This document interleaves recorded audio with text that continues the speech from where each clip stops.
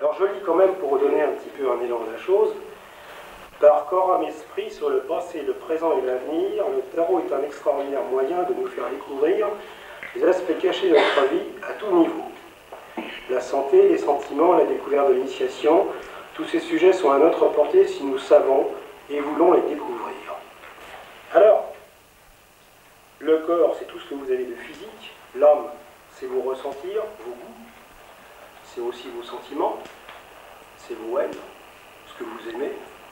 Et l'esprit, c'est ce qui vous permet de réfléchir. Vous avez une vieille phrase dans l'ésotérisme mondial, on pourrait appeler ça comme ça, « Connais-toi toi-même ».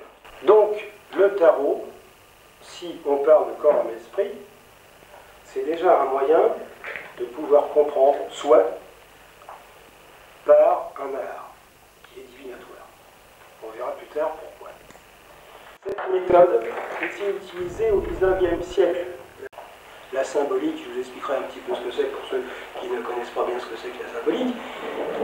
Mais c'est une façon de parler au-delà des langues. Voilà d'où vient le tarot. Et voilà pourquoi le tarot devient, pour ceux qui veulent vraiment le travailler à fond, un livre d'initiation totale. Le batteur qui est au début de sa vie, il risque d'un début. Il peut très bien échouer. Donc, pourquoi Jacques Braillard a mis ces verbes? C'est pour que justement vous n'ayez pas à rechercher dans des livres techniques fort compliqués, vraiment faire une synthèse de la plus simple qui soit pratique tout de suite, en l'espace de quelques minutes ou quelques heures, dirons-nous, quand même, vous êtes capable de faire quelque chose. Alors, l'image reste. Ça veut dire que quand vous allez poser une question sur quelque chose, si vous tirez le batteur, ça veut dire que l'opération est risquée.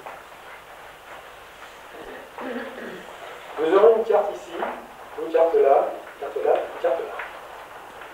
Communément, la verticale, et ça c'est un symbole métaphysique puissant pour nous, ici-bas, la verticale c'est la spiritualité. Et l'horizontale c'est la matière et c'est la vie physique. Bon, on peut dire que comme le temps passe dans la matière, on peut dire que ça ici c'est le passé, que ça ici c'est l'avenir. L'avenir ou le présent, dans le milieu.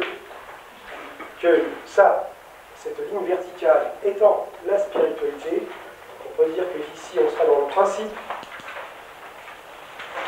de cette spiritualité, de l'esprit, pour la question posée, et que là, on sera dans la matière de l'esprit, si je puis dire, dans le bas de l'histoire. Qui travaille cela va donc déjà faire peut-être un acte de fou. Voilà, tout simplement. Mais là, il faut le prendre au bras des pâquerettes. Elle va postuler pour une place qui est quelque chose qui n'est pas correct pour elle. Mais si elle y va, elle apprendra quand même quelque chose, parce qu'en bas, ça va lui donner peut-être des points de repère de sa profession qui sont sérieux pour elle, qui vont lui apprendre tout simplement quelque chose. Mais là, dans le passé, il y a quelque chose qui ne va pas. Soit c'est elle qui n'a pas ce métier vraiment en main, soit c'est la société qui est pas bonne, qui est une société unique. C'est une société dans laquelle on fait des astuces aux employés, on leur promet des choses, et en plus de ça, ça peut être quelqu'un qui va au tapis, une société qui va au tapis. Par contre, elle a une bonne étoile, donc je dirais que même si elle postule pour cette histoire, même si ça se passe pas bien, elle s'en sortira bien, parce qu'il y a aussi une forme d'aide. Je vais vous dire qui était un peu Jacques Braillard, parce que certains peut-être sont intéressés. Son œuvre est essentiellement basée sur la métaphysique, la symbolique.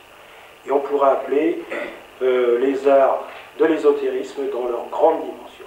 Et à mon sens, on trouvera dans l'avenir l'œuvre de cet homme tout à fait considérable.